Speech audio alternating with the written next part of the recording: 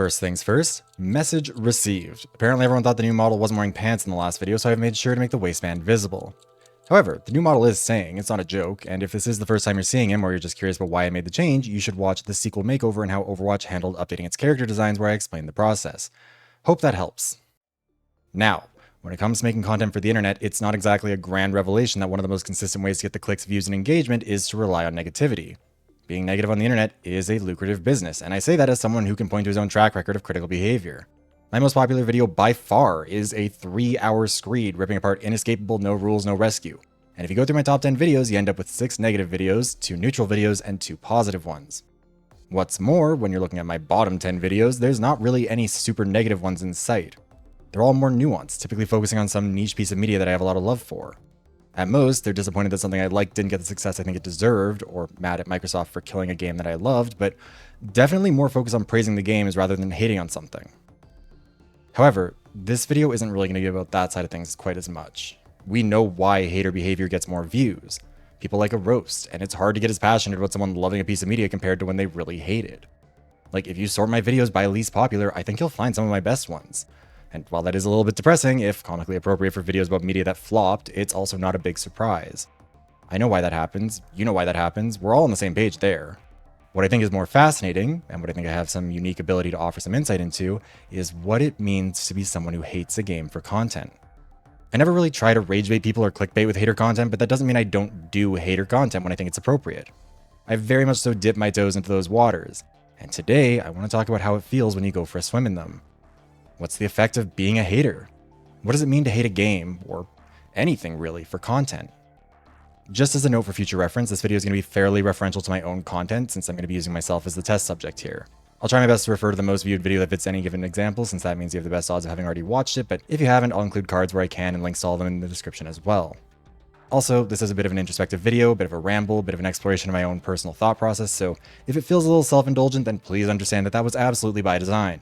If that's not your sort of thing, fair play, see you next week and or on Twitch for more Donathon streams. Anyways, let's get into it. Part 1. What does it mean to be a hater? First things first, I think it's important to define what I'm talking about when I'm talking about hater content. The truth can hurt, but just because the content is negative doesn't mean it's inherently hater behavior. Instead, I'm going to argue that there are 3 intersecting spectrums that define hater behavior: tone, substance, and perspective. When it comes to tone, hater content can't be gentle or charitable, because those are fundamentally anti-hater tones. Hater content needs to be harsh, because the hater is not looking to give charity or soften the blow, or even necessarily assume the best in someone. This is arguably the most important distinction between a critic and a hater. A critic treats their subject like someone who is, at least theoretically, capable of receiving and acting on criticism. The critic assumes the audience wants to know the truth, and the subject is capable of benefiting from the critique.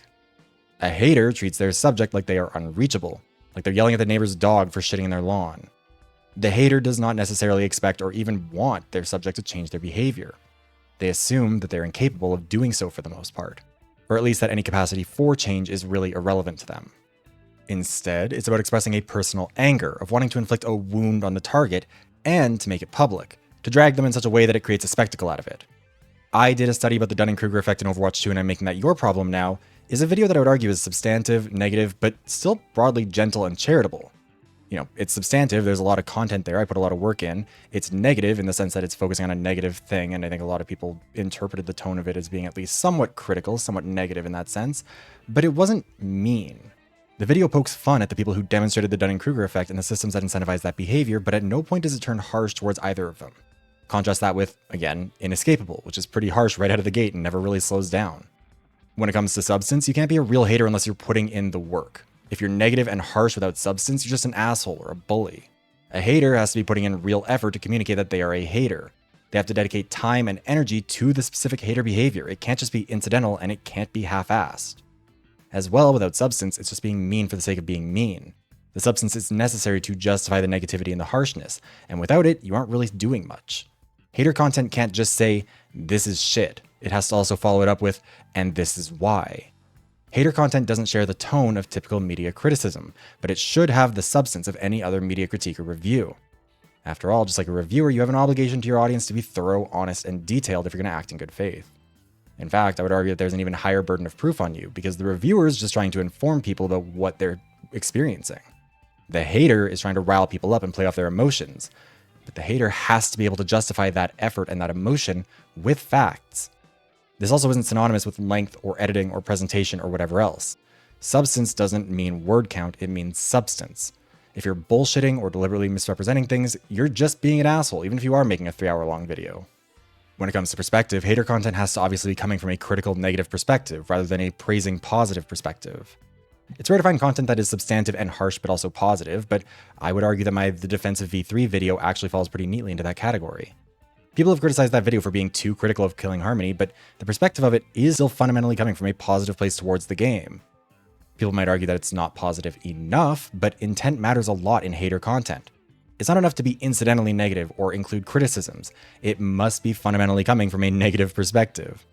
If a video or even just comment could be described as unintentionally devastating, then it doesn't count. Like one time I got a comment from someone that said my content reminded them of JJ McCullough, and that is maybe the most hurtful thing anyone said about my work ever. But it was clearly meant by the person as a compliment. In my mind, the V3 video is probably at most tough but fair. And hater content can't be tough but fair. Hater behavior is whacking them one more time when they're on the ground, not because it's needed, but because you wanted to make it hurt. Fair is also a tricky word here, because it's easy to conflate it with honest. The hater needs to be honest, but if you're being a hater, fairness only matters insofar as it relates to honesty. The hater doesn't owe their subject a chance to get back up and fight back. The reason I make these distinctions is because we're talking about what it means to make content out of hating a game, and what effect that has on you, and so I want to make sure we're all on the same page about what kind of content I think we're talking about here. So my proposal would be that in order to qualify as true hater content, it needs to meet 3 criteria. It needs to be harsh in tone, substantive in content, and negative in perspective. If it's just harsh and substantive but not negative, it's a critique. If it's just harsh and negative but not substantive, it's being an asshole. If it's substantive and negative but not harsh, then it's just a negative review. So what do we do with that information?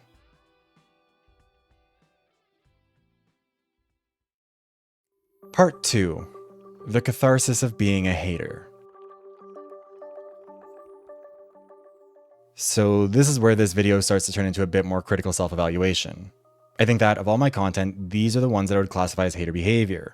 Blizzard doesn't understand survivorship bias, I have beef with whoever's running Overwatch contenders, let's talk about Monroe.app, hitting GM doesn't mean you understand balance, just say magic exists in Overwatch, Inescapable is the worst game I've ever played and I'm making that your problem now, the culling a cautionary tale about audience input in history, mythical Pokemon are a bad idea that's only gotten worse with time.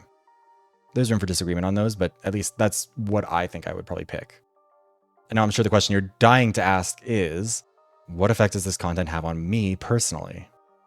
And that's a question we can break down into a few different stages. To start, when I'm actually in the process of making hater content, it is very cathartic. When I'm not intentionally making hater content, I try my best to generally soften my tone a bit or moderate my language because I'm focused on being constructive rather than just roasting something or someone. My video, Tilting is a Skill Issue, isn't trying to make you feel bad for getting tilted. It's actively trying to encourage you to see things through a different lens in order to help you not only perform better, but feel better. When I'm making non-hater content, this stage of the process isn't really cathartic in the same way.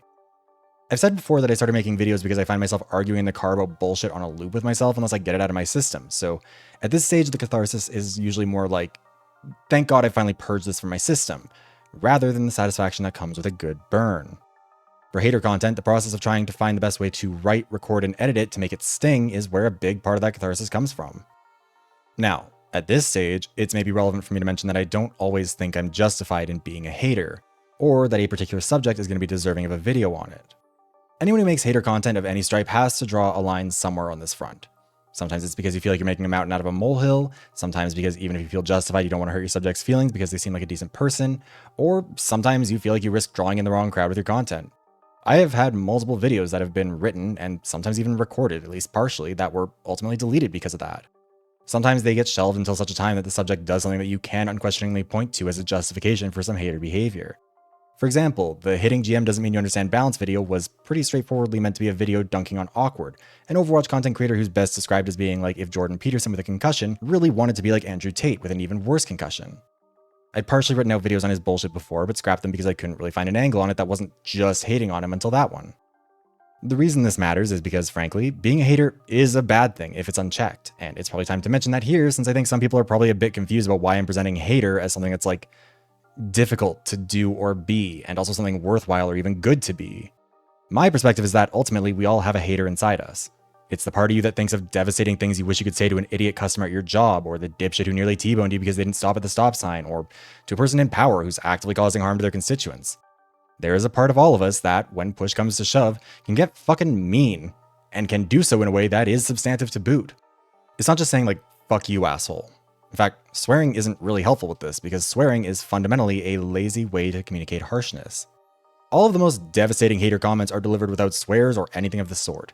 And we have all had a moment where we've encountered someone who, for whatever reason, we wish we could have delivered one of those comments to. And yet, we almost never do. Why? Well, because being a hater is something to be indulged in carefully lest we risk social consequences. When done right, engaging our inner hater isn't inherently bad. You might burn some social capital for a bit, but if you picked a valid target and other people agree with your perspective, you can earn it back and then some. Engaging in it sparingly is important for making sure that you don't come across as hater by default, because nobody likes the hater by default. You want people to think of you as someone who doesn't engage that inner hater unless it's both necessary and deserved, as a small conditional part of your personality rather than just who you are at your core. That's why I don't think making hater content is inherently negative or bad. In fact, as we'll discuss later, I think it can be good to do so, but it has to be balanced out in some way. I can make pretty positive content if and when I want to, and I don't just instantly capitulate to being a hater when it might be lucrative. And to be clear, it very much so can be. Inescapable alone is responsible for a little over 26% of all the money I've made on this channel, and nothing else has crossed even 9%. And that's including channel memberships as well, which aren't attributed to any video most of the time. If you go based just off of AdSense and YouTube Premium revenue, literally 33% of all view-based revenue on this channel has come from that one video alone. The temptation is very much so always there to be a hater for monetary gain. And frankly, rejecting that temptation is also kind of necessary to justify the behavior to yourself as well. See, if I make hater video after hater video, it gets to a point where it feels like that's all I am, all I'm good at or good for. Because the thing is, hater content will do well, usually. Not everyone's good at being a hater, but when I apply myself, I'm good at putting together some mean words and entertaining people with them. If I was shallowly just interested in making money, then the videos that came after Inescapable would have been me trashing Zero Time Dilemma, Ultra Despair Girls, and then probably revisiting Inescapable or something. Instead, I went nearly a full year without making anything that I would describe as genuine hater content. Exercising restraint on hater behavior is what allows you to stay a hater without just becoming a rage baiter. And that's hard, because, like I said, you do get a lot of catharsis out of putting all that into words. People still quote some of my reads from the Inescapable video to me a year and a half later, and sometimes I do think, like, damn, I really ate with that one. And personally, selfishly, maybe a bit narcissistically, I want people to think I'm smart. I want people to think I'm clever. I want people to think I'm capable of complex, nuanced thought, and that when I'm choosing to be a hater, it's not because I'm incapable of doing more. It's because the nuanced thought in that instance is to be a hater. I don't want to just put out hater videos for the same reason that Aqua didn't just put out silly fun Europop bobs like Barbie Girl or Calling You or whatever else. They put out Turn Back Time to prove that they could do something more emotional, and Halloween to prove that they could lean into a bit more of a spooky, campy vibe, and that they are just choosing to do fun, campy Europop. Zara Larsson put out Midnight Sun and made it the centerpiece of this new era for her because it proves that she's genuinely an incredible vocalist, and she wants that to be front and center in everyone's minds when they listen to her other pop songs where she's not going quite as crazy on the vocals. It's the verse bottom going out and topping every now and then to prove that they're not just a bottom in denial for some reason. Hater content, when untempered by good judgment, is lazy, simple, easy content, even if it is constructed competently. It is a willingness to be content with the lowest hanging fruit, and if all you ever pick is fruit from the very bottom of the tree, at some point people will begin to question if that's because you really enjoy the taste of that, or just because it's all you can reach. And sure, there's money in it, and that's why a lot of people do it, but personally, I really do not want to be associated with the slop tubers. It's why I've never really gone back to the well of Inescapable. I mean, I reference it fairly frequently in videos because it is the most common touchpoint for my audience, but I never did a second playthrough with everyone who wanted to watch me dunk on it as we went, and I never made a second video about it. I definitely could have, but frankly, the catharsis of it also gets dulled when you do that too much. It's only satisfying in strict moderation, but you can quickly get addicted to chasing that feeling, hence why so many creators kind of spiral into making faster, lazier hater content to try and chase that high. And what's more, once you start just looking for that, you start perceiving games differently. You are actively seeking out games that suck so you can hate on them, and you're interpreting the games that you're playing through that lens. And personally, to me, this is also an important distinction when it comes to haters. The true hater, the authentic hater, can't be seeking it out, because then you're just looking for nails because your tool is a hammer. It needs to fall into your lap without being your fault in order for it to be justified, at least to me.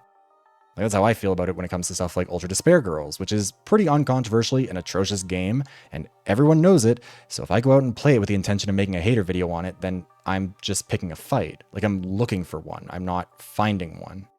By contrast, Inescapable was a Christmas gift, and I was flying blind for the entire Zero Escape franchise. I knew some people didn't like the third game, but I also figured that they were kind of doing the same thing people did with V3, which people hated, but I loved.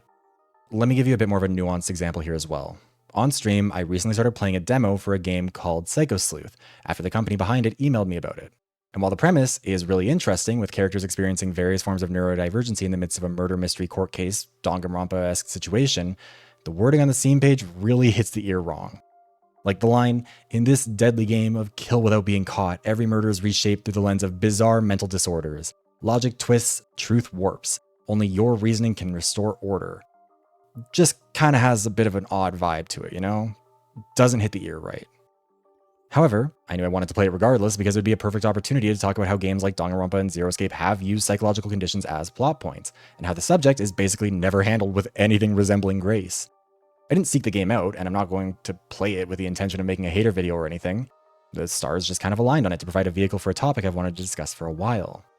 Plus, this is kind of a game concept that I've thought about before. Like, this is clearly pulling pretty heavily from Zero Escape 999, which, if you've played it, you know where we're coming from here when prosopagnosia becomes a major part of this game. And to me, I've always kind of thought that would be a cool twist on one of these games. What happens if characters are experiencing something like prosopagnosia while they are in a murder mystery? So the concept was already appealing to me. Like, I was probably going to play it anyways, and this is just kind of something I can add on to it. However, in the hypothetical scenario where I'm looking for hater material, this would also be pretty perfect for a creator like me with an audience like the one that I have. You know, an insensitively written Steam page, a premise with the potential to be unbelievably ableist, the use of conditions like prosopagnosia as gameplay mechanics in a way that feels pretty iffy, we'll say. Like, oh, I could rip that shit to pieces right away. And it'd probably be pretty lucrative for me to do so, frankly. Like, it's a new title from a small studio, so there's not really much risk of anyone standing up for it, so like, I could kind of go wild and not have to worry about too much pushback. It wouldn't even be particularly hard if I was just looking for an easy target to act kind of in bad faith about. But I don't want to do that. I want to assume the best of the game and see how it goes, and I think personally that's kind of essential for me to maintain a healthy relationship to the media I'm consuming. It would definitely be easier and more profitable for me content-wise to view every game through the lens of how can I roast this for content, but I play games for fun, and going into everything with the intention of having a bad time isn't very fun for me. But this is all just on the production side of things.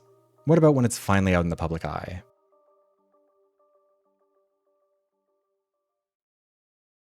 Part 3. The Court of Public Opinion. The scariest feeling when you're making online content is the minute you hit publish and don't yet know how people feel about it. If you're in my shoes and you've just made a hater video but aren't a hater creator in general, that feeling gets doubled for a hater video because it's like, oh god, what if everyone thinks I'm an asshole? What if they think I'm wrong? Getting a comment that's like, Jesus Christ, dude, I think that's a bit much, feels like shit because you're like, damn, my filters didn't catch it. I'm not being a hater TM, I'm just being an asshole. However, on the flip side, nothing feels quite as good as getting a comment like that then gets edited to say, edit, okay, never mind, I got to the bit where X, Y, or Z happened, you were right, you could have gone harder. It legitimately is pretty addictive. The feeling of not only being right, but being so right that people are willing to admit they were wrong unprompted on the internet after sitting and listening to you for maybe multiple hours is social validation at its peak, and we are social creatures. See, hater behavior is fundamentally antisocial behavior, but that doesn't mean it's inherently always antisocial to engage in it. Like many antisocial behaviors, it's not an absolute. There are conditions to all of it. For example, punching someone is fundamentally antisocial behavior. It is a bad thing to do as a baseline, and you shouldn't do it. But that's not really where that sentiment ends, right? It's almost always going to be followed by an unless. Unless they're an evil person. Unless it'll actively stop greater harm. Unless it's self-defense. Unless it's deserved. There is almost always a pro-social use case for an antisocial act. Not always, but almost always. It's also important to remember that being pro-social and being good are not synonymous, both because goodness is very subjective and also because something that appeals to our baser instincts and our social instincts can still be bad. Capital punishment is one of those things where it is an antisocial act, namely execution, being done for a pro-social purpose, deterring and punishing horrible crimes, which is, in fact, a bad thing because we should not give the state the license to kill its own citizens as a general rule of thumb. And because mob justice, as satisfying and cathartic as it might be, isn't really justice. But to get back on topic, this is why I think that hater content is actually really appealing from a social perspective, arguably even more than just positive content. See, we also apply those conditional statements to positive stuff. It's just that it's except instead of unless. A person can like a problematic artist except for that racist song, except for that misogynistic music video, except for that domestic abuse case. That is a fundamentally less appealing way to persuade someone though, because you're starting from a positive pro-social position, liking something, and then chipping away at it by making exceptions for antisocial elements that you are accepting and explicitly saying that you deem acceptable, rather than pointing to pro-social elements that justify an antisocial act. You are actively making yourself look worse through the process because you have to keep excusing things or explaining how the good outweighs the bad. When you're engaging in antisocial behavior, such as making hater content, you're starting from that antisocial baseline and then focusing on all the reasons why it was deserved and moral and good, establishing that those are values and principles that you hold dear, working your way up in the audience's estimation. What we're really describing here is functionally where we draw the line on the tolerance paradox. For the unfamiliar, the tolerance paradox is the idea that, in a truly tolerant society, you cannot tolerate intolerance. Otherwise, the intolerant will eventually take over and enforce intolerance. This is a concept you probably encountered most commonly in political spaces, because it poses a pretty fundamental challenge to the structure of modern liberal democracy that most of my audience lives under. Much of my audience is American in particular, so you guys know the drill here. I don't agree with what you're saying, but I'll defend to the death your right to say it, is a pretty common First Amendment adage. However, this is actually a pretty radical worldview on the global scale, and other countries tend to have limits on this sort of thing. On the more mild side, you have Canada's Charter of Rights and Freedoms, part of the Canadian Constitution, which includes a free speech provision in Section 2B, reading, "Everyone has the following fundamental freedoms: freedom of thought, belief, opinion, and expression, including freedom of the press and other media of communication." However, Canada also explicitly creates exceptions for this. It is not an absolute right, and there are mechanisms for both provincial and federal governments to constitutionally limit speech. A famous example of this is James Keegstra, an anti-Semitic teacher from Alberta who was found guilty of hate crimes for, among other things, teaching Holocaust denial in classrooms. While Keegstra had a right to freedom of expression, the Canadian government limits that right by prohibiting willful promotion of hatred against an identifiable group. And he was doing that. He was promoting some conspiracy theories about Jewish people, both in regards to the Holocaust, but also in terms of them being on like an anti-Christian crusade. It's a lot. Understatement of the century that James Keegstra is a lot. If you want a more radical example though, Germany, for pretty understandable reasons, takes a pretty hardline stance on the paradox of tolerance. Historically, shit's gone pretty badly for them when they are tolerant of intolerance on the constitutional level, and so the German Constitution, the basic law for the Federal Republic of Germany, draws some hard lines in the sand on this shit. Germany is mandated to guarantee democracy, republicanism, social responsibility, and federalism in perpetuity. And as part of that mandate, it cracks down hard on speech that threatens those things. Germany sometimes refers to this as the idea of militant democracy. The government is not only empowered, but obligated to act in defense of the liberal democratic basic order that Germany is built on. And as such, the state provides no protections for freedom of expression for people who use their speech in opposition to that basic order. To dramatically oversimplify the difference here, America's view is that tolerating intolerance is fundamental to freedom of speech. I don't agree with what you're saying, but I'll defend to the death your right to say it. Canada's is that the right to freedom of expression has to be balanced with other constitutional rights that people in Canada have. The freedom to swing your fist ends where my nose begins. Germany's is that the state can't protect the rights of its people if it doesn't protect its fundamental values, and so protecting those entrenched rights takes precedence over individual freedom of expression. At the end of the day, the obligation is to ensure the house doesn't burn down, not to ensure that you can play with matches however you choose. To be clear, the reason why this is a paradox is because the line between tolerance and intolerance is not an objective one, and any powers bestowed upon the state to protect tolerance are powers that are always at risk of falling into the wrong hands, or maybe even tolerant hands that eventually become intolerant. For example, while America is experiencing a pretty harsh rollback on the right to freedom of speech under the current administration, as in the President of the United States has literally just said that they're taking away free speech, that administration does not have the same constitutional powers that Germany does. The German government can outright dissolve political parties that are anti-democracy, which, in the service of protecting democracy is obviously pretty good in theory. but in practice has led to fierce disputes over who counts as being anti-democracy versus just opposing the people in power, as well as what is included under that liberal democratic basic order that they're sworn to protect. In America, under the Constitution, Trump can't dissolve the Democrats, and Biden couldn't have dissolved the Republicans. Then again, the flip side of this argument is that the intolerant are going to try and create these weapons to dismantle tolerance if they get into power, regardless of what the tolerant are doing, so the important thing is to prevent the intolerant from gaining enough power to do so. Now, that's all obviously pretty big picture stuff, and while the paradox of tolerance does factor into that sort of political philosophy doesn't have a monopoly over it. In our everyday lives, we engage with the same concept from a social perspective. We each have our own understandings of what tolerance and intolerance look like, and where the lines should be drawn. The goal of hater content is to functionally use an intolerant practice, namely rhetorically wrecking someone's shit, to make a point that is tolerant, or at least tolerable to the audience for the purposes of entertainment. This is basically the entire concept of late-night comedy and political satire, to engage in the objectively intolerant or antisocial behavior of mocking someone in service of tolerance, in service of speaking truth to power in some way. It's also not like this is just limited to moral tolerance either. The Inescapable video does critique some moral failings or political shortcomings at Dreamloop, but it's not like the video's sole purpose is to explicitly target intolerant political beliefs. After all, in principle, very little of Inescapable No Rules, No Rescue could realistically be described as explicitly politically intolerant. Implicitly? Yes, but Germany's not going to ban it for violating human rights or anything. However, it is bad in terms of quality, art, and taste, and it's so bad that it feels like it needs to get dunked on, that someone needs to say something. It's not like it's like some big civil rights issue, obviously, like it's not that serious, but people will see something that's shit and want to see it get called shit. I would argue that the reason why people will tolerate intolerant behavior in the social context is that the intolerant behavior, namely being brutally harsh to a shitty, awful game, is being intolerant of behavior that we see as intolerable in and of itself, namely making a dogshit game and charging people way too much money for it. Think of it like multiplying positive and negative integers. 2 positives or 2 negatives make a positive, but 1 positive and 1 negative makes a negative. Tolerance towards tolerance results in tolerance. Intolerance towards intolerance results in tolerance, under this model at least. And tolerance towards intolerance, or intolerance towards tolerance, results in intolerance. I don't know about you, but the word tolerance really is starting to lose all meaning to me here. Now, to be clear, this all needs to be done proportionally.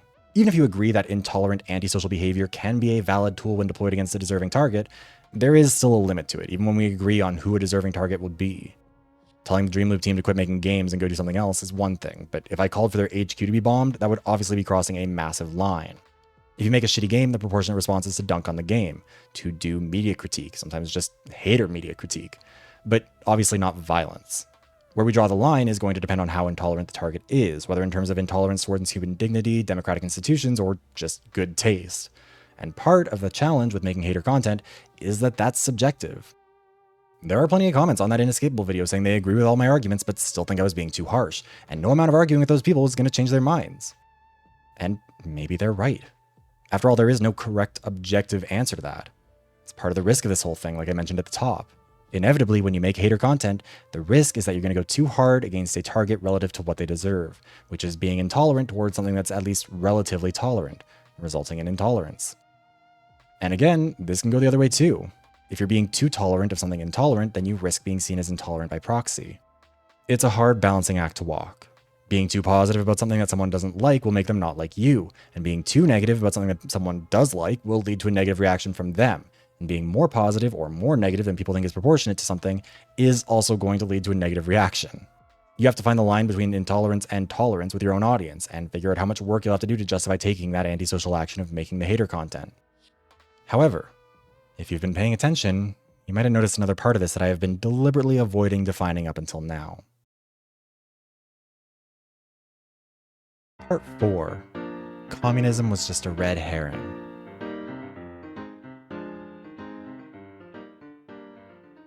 In the 1985 cult classic Clue movie, which takes place during the McCarthy era, in fact during the trials themselves, a recurring joke is that the characters are all, to some degree, pretending that they are united around being pro-American and anti-communist, and that sussing out someone anti-American among them might help them figure out who killed Mr. Body. In the movie's 3 endings, the culprit will joke that the killer's motivation had nothing to do with socialism or the Cold War, but that they were just in it for themselves one way or another. Communism was just a red herring. So long as everyone was in agreement that socialism was bad, that America was good, and that socialism is anti-American, then it would be appropriate to throw suspicion towards anyone perceived as socialist and or anti-American, or sympathetic to those views, whether that is politically, socially, or culturally.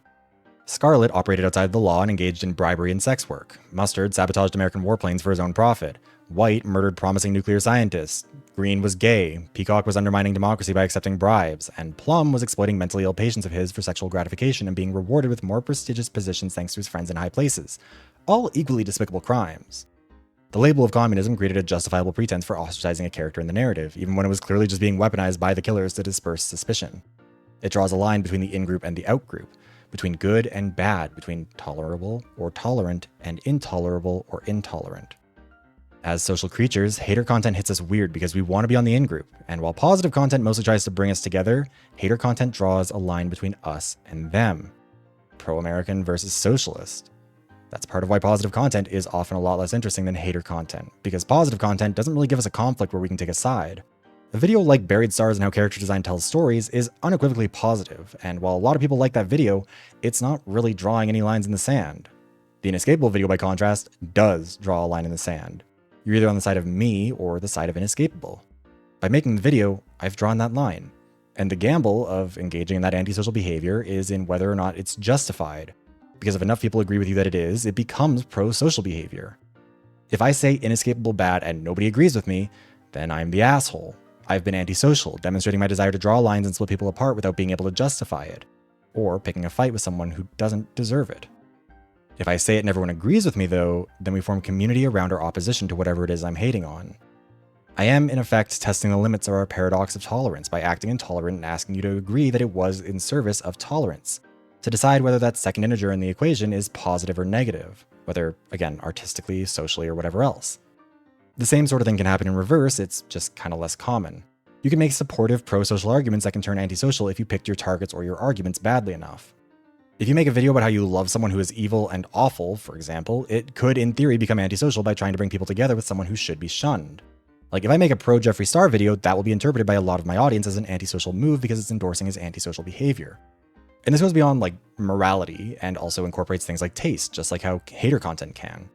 If you're out there viciously defending the new Taylor Swift album, people are going to look at that as you being tolerant of intolerable artistic behavior, making a bad album. In the same way, being antisocial towards something that exhibits antisocial behavior that deserves to be shunned is capable of basically canceling out and becoming pro-social content. So basically, there's two routes to a pro-social outcome. Antisocial content at a deserving target, or pro-social content at a deserving target. In theory, this would mean that making positive, tolerant, pro-social content about something that is positive, tolerant, and pro-social would be as rewarding as hater content. But that's failing to reckon with the catharsis of everyone getting to join in on being a hater. There's ultimately very little catharsis in enjoying something that everyone else uncritically loves. That's why whenever something gets too popular, there's inevitably a backlash to it, whether that's Everything Everywhere All at Once or Chapel Roan. It makes me very happy when people watch that Buried Stars video and talk about how much they love that game, or even decided to play it because of the video, but that's not cathartic. It's satisfying, it's validating, but not cathartic. People also love to feel like they are on the winning side of something, and that's far easier to do when we're doing antisocial behavior to one another than when we're all agreeing that a song or movie or game is great. There's no winner when everyone's on the same team. There has to be an opposition, even if it's a bit of a paper opponent. When I put out some hater content, I get the satisfaction of the audience's validation, and they get the joy of getting to indulge in their own hater tendencies on what a figure of relative authority has decried as a valid target for it.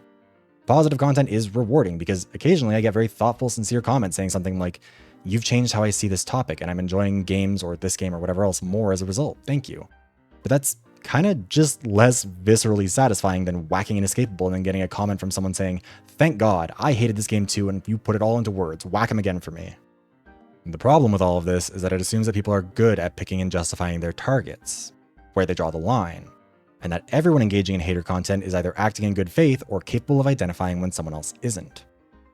The problem there is that that really is not the case, and a system built on assuming everyone else will suss out the bad faith actors is a system that is practically designed to fail. The mystery at the core of Clue is perpetually muddied by the red herring of communism because the guilty party benefits from making sure that the innocents believe in it, and the question of whether it's good faith or bad faith hater behavior is perpetually muddied by the fact that whoever is acting in bad faith is going to be doing their best to claim good faith hater status. The good faith hater wants to draw the line between us and them on the grounds that the other side is behaving in some way that deserves social retribution, that they have done something intolerant or intolerable socially, politically, culturally, financially, or whatever else, and only by demonstrating intolerance towards them will they learn their lesson. The bad faith hater wants to draw the line between us and them for the sake of drawing the line on a battle they believe they can win, or because they just don't like them. that the other side is deserving of being socially isolated and marginalized for some personal reason or another. Now they're just coming up with whatever bullshit justifications will get more people on their side, whether or not they're true. As a creator, I always try to act in good faith, but the fear is always there that I'll fuck up, that I'll get blinded by that catharsis, that feeling of getting a good dig in on someone and go too far or pick a bad target or miss something along the way. However, that's not the only fear. The other fear, at least for me, is being perceived as the other kind of hater. The kind of person who's just trying to be hateful and mean and divide people. At the beginning, when I listed those 3 criteria for being a hater, none of them really involved acting in good faith. And that's because at the end of the day, hater behavior can go in either direction. You can be intolerant of intolerance by being a hater towards someone or something hateful or awful, but if you fuck up, you just look like you're an intolerant, antisocial asshole. And if you're acting in good faith, the goal is to try and avoid that, apologize if necessary, and do better whenever you can. But if you're acting in bad faith, the people engaging in this behavior in good faith are actively creating cover for you. You can weaponize their arguments and turn them into justifications for being an intolerant, antisocial piece of shit. And drag them down in the process, which is pretty helpful because usually they're a political or social opponent. This is why I spent so long on the tolerance of paradox in the last section. Hater content is not only playing with the lines of tolerance and intolerance, but it's also vulnerable to the same pitfalls. A values-neutral system that allows for hater content like the Inescapable video doesn't really have a mechanism for prohibiting a video that's pro-Gamergate or trashing Anita Sarkeesian, for example. On the flip side, any values-neutral system that defines both of those videos out of the rules will also inevitably catch some non-hater content in the crossfire. Content that's just harsh for comedic effect, or which is deliberately making the artistic decision to contrast positive and negative interpretations of a piece of media as part of its analysis, or which is parodying hater behavior, could all get caught up in that too. The point of the last, 20 odd minutes has been to do to you what I've had to do to myself for basically my entire time as a YouTuber.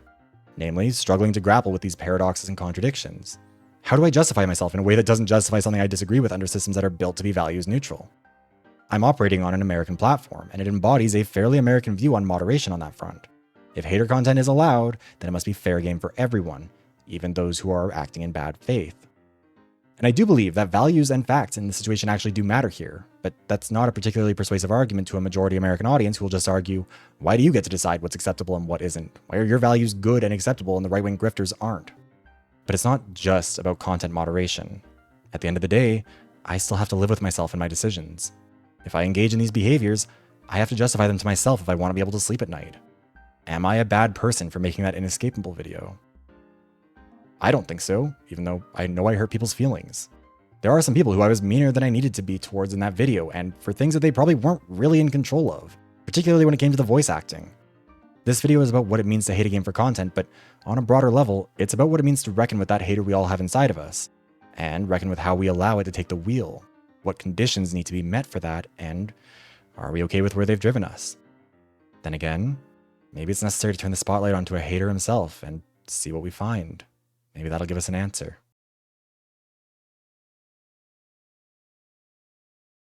Part 5. What about me? So at this point, I really do need to mention that I am, frankly, not very good at taking hate on the chin myself, or even just general negativity. I really want people to like me, to a frankly pretty lame extent. I want to make people happy and entertain people and feel like I am an improvement on people's lives, and I tend to either get defensive or pathetic when people don't extend grace to me or are just unnecessarily harsh, or I just think they don't like me. Like, I genuinely felt shitty when people were making fun of me for my new model, and I got defensive. There's a tweet going around that joked about how I needed to pull my pants up that I tried to take as a joke, but eventually it just felt like a shitty dig at me and I lashed out. There were a lot of people that got blocked or whose comments were deleted for being shitty to me and trashing me and the model or the people who worked on it. And I can justify that behavior by saying that it isn't constructive. Because to be fair, it isn't. Saying go back to the old model or I hate how this looks just objectively is not constructive in any way, shape, or form. It's not going to advance discourse or make anyone involved better off for having read it. And ultimately, if you're in my comment section, I don't think I owe you the space to make fun of me personally. In my personal life, I've ended up groveling for people to like me, like kind of an embarrassing amount. I've been willing to put up with a lot of mistreatment before finally standing up for myself and giving the benefit of the doubt to people who genuinely did not deserve it because I just wanted someone to like me the way I liked them. I've had a guy I liked take advantage of me while I was drunk and do some not insubstantial physical damage in the process, and I felt bad and apologized to him because he felt bad when I described it that way. And ultimately, when it comes down to it, I guess I'd rather be defensive than pathetic. However, I am also way too sensitive about this stuff in general. I don't know if gay debate nerd who grew up to be a VTuber gives the game away, but I was not particularly popular growing up. I was actually bullied quite a bit, and even as an adult have actively gone out into industries where callous comments, if not outright hostility, are kind of the norm. Politics and content creation are, in some ways, things I'm not built well for. I jumped to fight or flight quickly because that's who I kind of had to be. And again, I can justify it by saying I had a right to stand up for myself and my principles. I try my best to engage with a subject in good faith, even when I'm making hater content. But like, who am I to judge that? Why do I get to draw the line here? Why do I get to say that the inescapable video is fine, but a tweet about me that wasn't even all that fucking mean is shitty behavior? Why do I get to think it's justified for me to be a dick to someone who made a fairly reasonable joke about my model's pants being too low when that probably wouldn't even enter the top 100 mean things I've said about a character's design in my content? That person was a fan who watched my shit and was subscribed to me. Can't imagine they still are, but they made it clear that they didn't mean it that way. And I was still pissed because it did feel shady. It felt shitty. What's worse is that I also got made fun of a lot as a kid for being well, I can't say the word, but 4-letter word where the intention is person who freaks out at the slightest thing is the gist of it. And I got called that a lot. So not only do I have a lot of baggage that makes me defensive for basically no reason, I also have a lot of baggage around being perceived as someone who's defensive for basically no reason. And this is frankly not a winning combination. I realize it's not very smart to expose your belly on the internet, metaphorically or apparently literally, I guess, but I do kind of think that if I'm going to justify what I do, I need to be honest about myself in the process. The way that I've self-defined hater content, the way I've defended myself and my content using the paradox of tolerance, all of it is kind of self-serving and structured in such a way that it really does carve out a neat exception for myself and not much else. And while I do genuinely believe what I'm saying, I'm not just trying to act in bad faith to always be the good guy. Is that enough to justify it? And again, I can argue justifications for it all day, every day. I do think that critiquing a piece of media is different than critiquing a person or a presentation. If someone's critiquing my content itself and just disagrees with it, I'm not going to block them or whatever. It's stressful. I don't like it because nobody likes being criticized on the internet, but it's not a problem for me in the same way.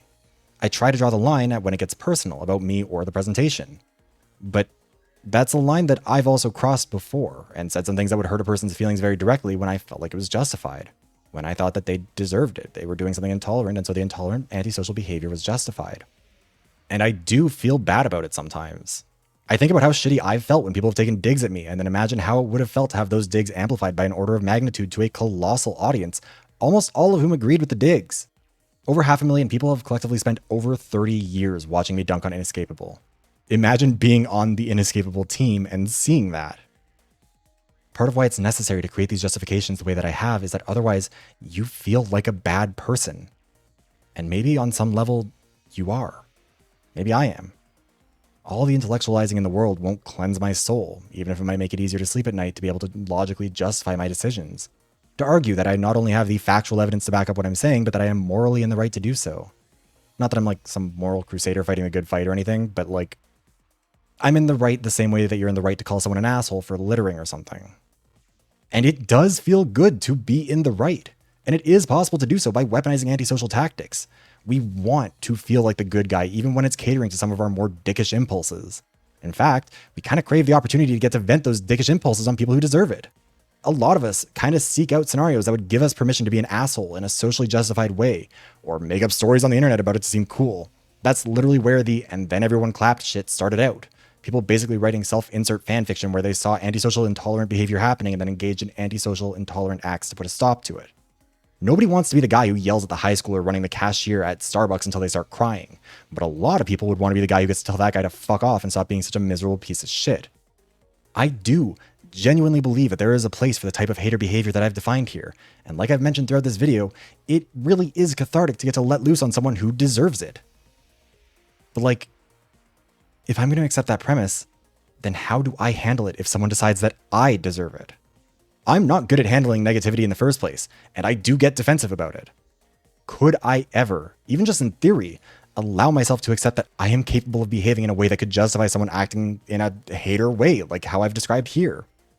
And how should I handle it? Am I obligated to just be like, yep, you got me, gal? Or do I have a right to defend myself?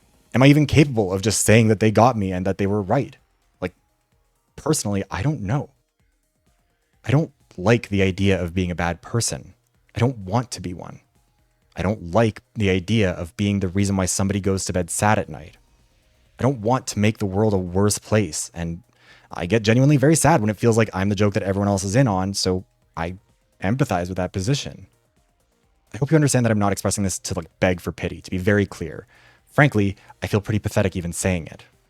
But I'm saying it because ultimately, the justification for hater content relies on overcoming this part of yourself that feels bad for it, and might even feel bad even if you are unequivocally in the right. I don't know how to square those parts of me that I've gone through in this video that I sincerely do believe in. The justification for the anger, the catharsis of the release, the love for the court of public opinion when it rules in your favor, with the knowledge of how I know I'd react to any of it if it was going against me. I can logically believe that turnabout is fair play, like maybe someone on the Dreamloop team makes a video about how I'm dog shit and I suck and criticizing all my stuff. And I can, in my mind, believe that that's okay, but I don't know if I could ever objectively recognize it happening that way if someone did turn it around on me in a way that I'd justify myself doing to them. Some people have an easier time justifying this to themselves. Some people don't really feel bad at all. They're just in it for the bag, and that's the game. And I think that maybe the most crucial component in all of this is that you can't forget that part of you. You can't stop thinking about how you would feel. If you're going to indulge in the intoxicant that is hater behavior, you have to kind of be willing to suffer through the moral hangover as a reminder of what exactly you've done. And that's where we'll move on to the last section of the video. Part 6. After the Afterparty.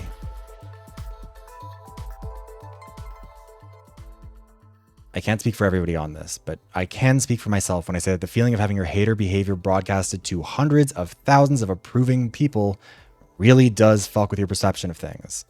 It's one thing to theoretically know that being a hater is lucrative, but as someone who was not financially secure until very recently, it was really hard to not look at the Inescapable video and think about how much I could benefit from going down that route. This is especially true in the gaming commentary space and in the VTubing space now, particularly if I chose to just become a right-wing grifter. There is a lot of money up for grabs there, and if I wanted to sell my soul, I could easily pump out that kind of shit and make bank. It'd probably honestly be easier to not be bothered by people being negative towards me about it too. After all, if someone's mad at me for saying something I don't believe in the first place, then it doesn't matter much. Part of why it hurts my feelings is that I try my best to be sincere and honest about myself and my views here, and so when people are critical or negative about it, it feels personal as much as I try to avoid taking it that way. Obviously, I'm not going to pull a right-wing pivot, but if nothing else, it's frustrating to know that you have all the tools to make bank if only you were willing to sell out your values. If I wanted to go out and be a hater in the form of a right-wing debate pervert, I would have a silver play button within 6 months tops. I mean, might need a bit of a different model, but wouldn't be that hard to do. Focusing on just making what I want feels more creatively rewarding, and sticking to my principles is also pretty personally rewarding, but creative fulfillment doesn't refill the prescriptions. And it's not like you can just use one hater video to boost everything else either. Here's the viewership on the videos that came out around my 2 biggest videos from last year, Inescapable and Magic and Overwatch, and it did not result in any real success for those videos. Back in June 2023, right after I became a VTuber and had a bunch of videos doing really well, I put out 2 videos on pieces of media that I love, Quantum Redshift and the Clue movie. They are still, to this day, 2 of my biggest flops, and they're surrounded by far more successful videos, at least in terms of release date, that are far more critical. So there's that side of it. The pull to keep doing it because it's successful and because people do like you for doing it. People like to get on their hater shit every now and then, and frankly, I'm good at indulging in it. But also, God, it's a scary reputation to start picking up. I don't want the reputation of being a hater first and foremost, and it's very easy to start getting lumped in with the rage baiters and slop tubers if you pursue it very far. Hell, I don't even like the feeling of getting a reputation for being sensitive and defensive, and that's frankly made it pretty hard to talk about in this video. I don't want to be seen that way, but I think if this video is going to truly be an analysis on the subject of what it means to hate a game for content, I need to be willing to acknowledge how I react to hater content, how I feel when it's turned on me. Especially because being a VTuber complicates how people perceive you, particularly, with a new model when it looks like this, and I don't want to either hide behind that or be lost in it. And even if you don't fall in with the worst of the worst, even if you thread the needle, you still have to grapple with the impact you're having on the world. And that might sound dramatic, I get it, and to some extent it kind of is, but it is just putting negativity out into the world. And I don't think I'm a bad person for making the occasional hater video, but I am wary that that is kind of the impact of it, especially in terms of reach. Like, I never expected my Inescapable video to blow up that much, and I talked some crazy shit in that video. If I had known it was going to get that big, and especially if I'd known it was going to get noticed even by the people who'd made it, I probably would have changed some things, because ultimately, I don't like to hurt people's feelings. Even if it is kind of deserved, and even if I stand by it, even if it's honest or truthful or whatever, I don't like the idea that my impact on the world is that people whose greatest crime was being involved in making a bad game went to bed sad. I think I've been pretty lucky that most of my content has aged pretty well, but the reaction to a few videos in the short term where people were pretty negative, namely competitive hero shooters, mostly Overwatch TBH were a mistake, and more recently, thanks to this new model, making a mascot ruining a character, have made me feel really, really shitty. Like, for the competitive hero shooters video, the immediate response had me writing up a community post apologizing for missing the mark in the video because of the feedback and taking it down. The making a mascot video had me checking my phone constantly at work just in case another tweet about me started popping off. In both instances, I had more than a few nights of going to bed feeling bad about myself because of the comments. And again, I am fully aware that this is just a flaw of mine. I am far too sensitive to this shit for my own good given what I do here and how I talk, and I need to get a thicker skin. I recognize that. That's not me trying to be like, boo-hoo, poor me. It's just kind of the fact of the matter. But even if I experience it in an exaggerated way when it's directed at myself, it still means that I do know what that feeling is like, and it's not one that I want to be causing just for fun. And I don't feel bad about the people who were responsible for how Inescapable turned out feeling that way. Like the people in charge, I mean, particularly after one of the writers commented talking about how there had been people actively trying to steer them away from the worst aspects of it, but the directors overruled them. But like, oh man, there were a few voice actors for that game who commented on it, and I'm guessing that means that probably all the voice actors heard about it, and I trashed some of their performances pretty badly. Again, I stand by it in terms of not saying anything false or baseless, but like, it's still kind of a weight on my soul in the same way I'd feel bad if I'd told a kid off for stepping on my foot by accident a little bit too harshly and accidentally made them cry. Those people didn't mean me any harm, you know? And at this point, I should talk about how I used to be in politics. I ran for office, I was involved in the political party pretty in depth, politics was my bread and butter. And I've never once been the type to pull punches with it. I was like a newsworthy level of uncompromisingly critical even of my own party. I believe that harsh language and hurting people's feelings with your words is not only inevitable in fighting for the right thing, but is necessary to make sure that people feel the social repercussions of enacting policies or engaging in behavior that hurts people. Charles Mackay put it best. You have no enemies, you say. Alas, my friend, the boast is poor. He who has mingled in the fray of duty that the brave endure must have made foes. If you have none, small is the work that you have done. You've hit no traitor on the hip. You've dashed no cup from perjured lip. You've never turned the wrong to right. You've been a coward in the fight. It's important to swing back and swing back hard when it's deserved, to fight for what's right. And some of it definitely falls into what I would have described as hater behavior. If you're never willing to throw a punch, even when it is deserved, then you're just not much better than the person who's throwing undeserved punches. You're letting it happen. You're not standing up for people. But like, that shit I did back then was deserved. Like, it was on a bigger scale. I had a premier who fought against spousal visitation rights for gay people in San Francisco during the AIDS crisis. They were rolling back human rights in my province. We were experiencing rising homelessness and defunding of health programs and public schools and so much more.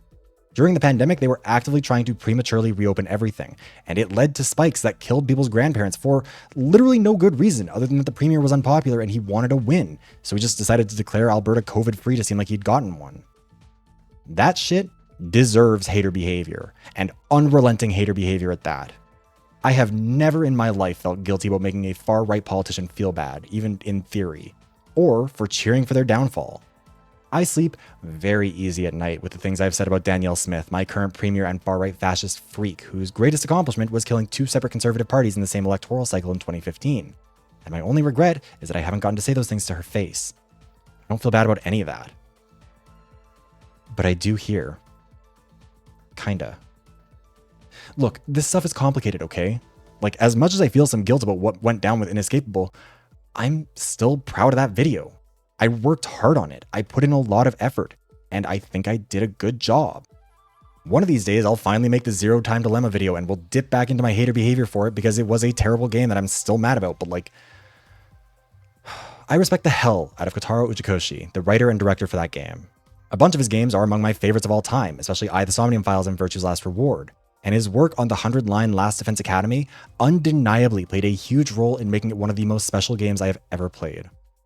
It would genuinely break my heart if he ever saw me just relentlessly shitting on a game that he made because he wanted to give the fans of the Zero Escape series a final send-off that just ultimately missed the mark dramatically. Because even if it is a bad game and I don't think anyone should feel bad for roasting it, that doesn't mean I relish in the idea of making people feel sad, especially people I'm a fan of. Then again, I don't know. I think that sometimes it is important when it comes to art to be unflinching in our critiques, even when we are fans. Taylor Swift's recent album, The Life of a Showgirl, is a pretty good example of that. It's a bad album, both in terms of writing quality as well as the sentiments expressed in a lot of songs.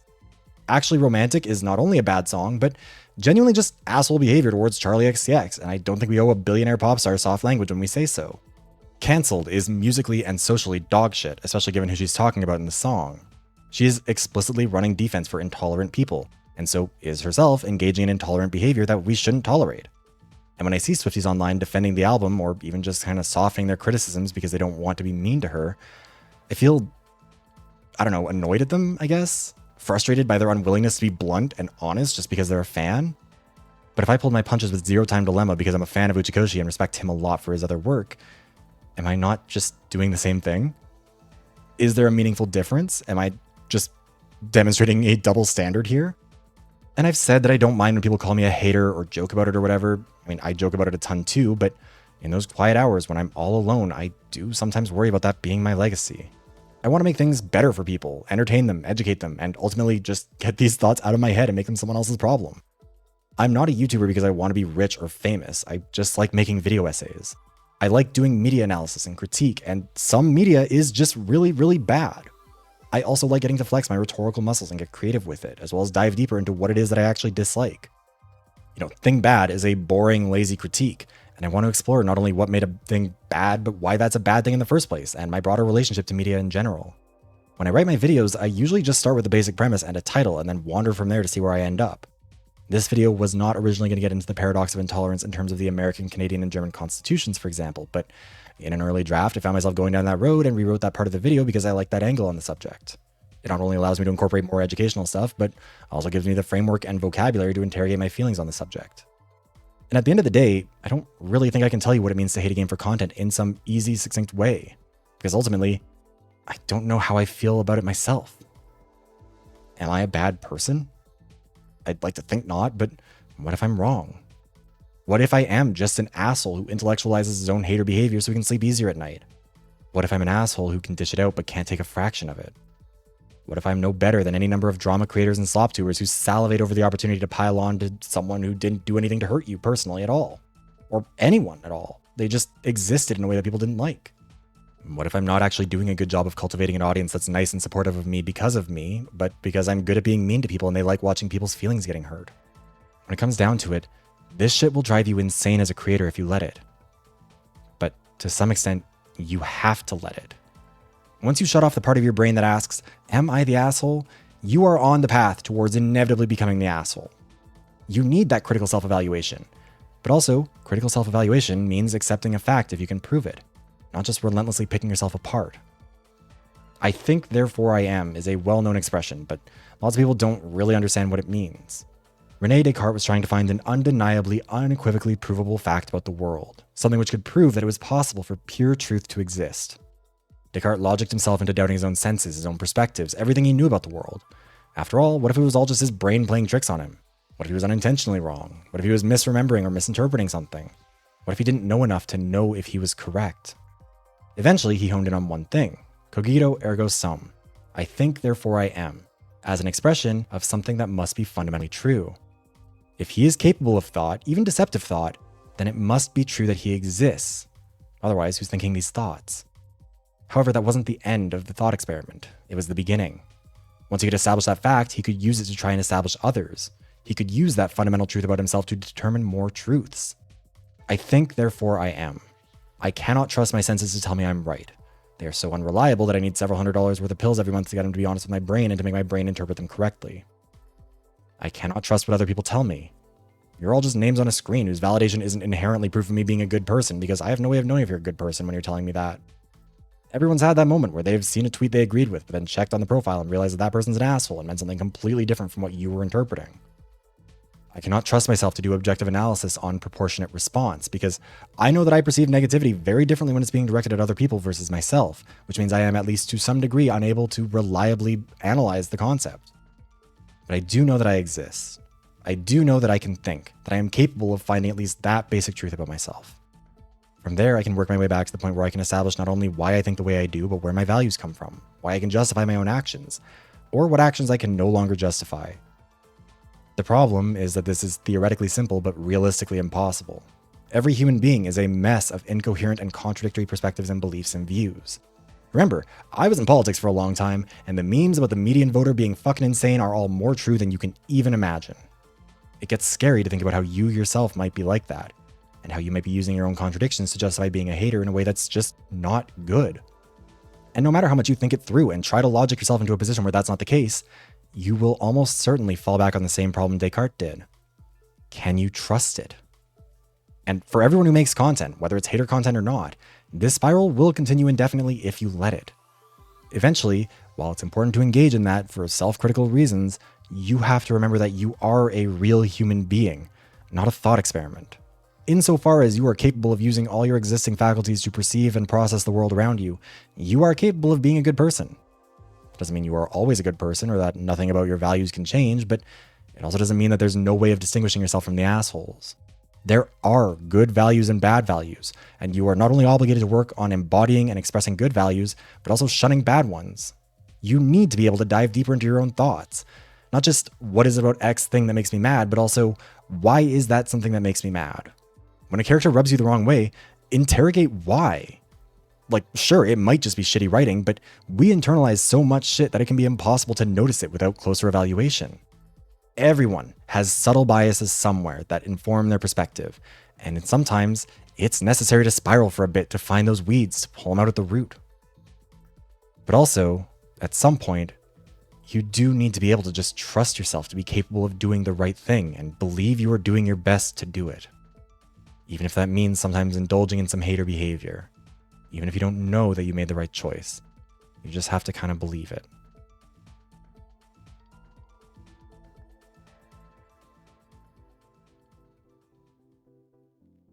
And that's where this video is going to end. Thank you so much for watching, and be sure to like, comment, and subscribe for more. If you haven't heard, I'm doing a donathon right now to celebrate my 2.0 model debut, so if you want a piece of some of these rewards, you should consider contributing. Any contributions made during the month of October on YouTube, Patreon, Twitch, or as a direct donation through the link in the description will be counted towards both individual and community goals. That includes memberships. My members give $5 or more a month to support the channel and earn the right to vote for one topic a month for me to make a video on. And this month, they also count towards the donathon. This video was selected by my members in August and was delayed a bit because of the abomination that is the Defensive V3 video, but the plan is to be all caught up on the rest of them by the end of November. One of the donathon goals was to get a bonus members choice poll this month, and since it's been hit, the poll has already started. The topics are Oblivion, Skyrim, and how limitations can make games better. This video would argue that Oblivion's relatively more restrictive gameplay and mechanics actually allow the player to make more choices and explore more freedom in Skyrim's open-ended approach to skills, combat, and progression. Why social skills actually matter in competitions. This video would explore how social skills work as both offensive and defensive tools in competitive environments, and why that's important. Why Blizzard's cosmetics surveys are inherently flawed. This video would examine the fundamental flaws of Blizzard's approach to surveying the Overwatch community when it comes to actually understanding what their audience wants, and what we can learn from this failure. Kaname Date and how to make an insufferable character lovable. This video would be about Kaname Date, protagonist of I, the Somnium Files, and how the game manages to take a pretty insufferable character and make him someone you really care about by the end, even if you still do want to push him down the stairs. Voting on this poll will be open for 10 days, ending on October 20th, and if you want to become a member, you can do so for $5 a month on Patreon or YouTube at the links in the description. My channel members play a huge role in supporting the content I make, and if you'd like to join them and contribute to the donathon in the process, make sure to become a member to vote for one of those topics. Finally, thank you very much to all my channel members. At the $25 Elite membership tier, thank you to Adele and Robot Juice. At the $10 Premium membership tier, thank you to Tortoise, Enja Tenar, Bailey Nichols, Cavi Corbin, Corey Anders, Theo, and NJD.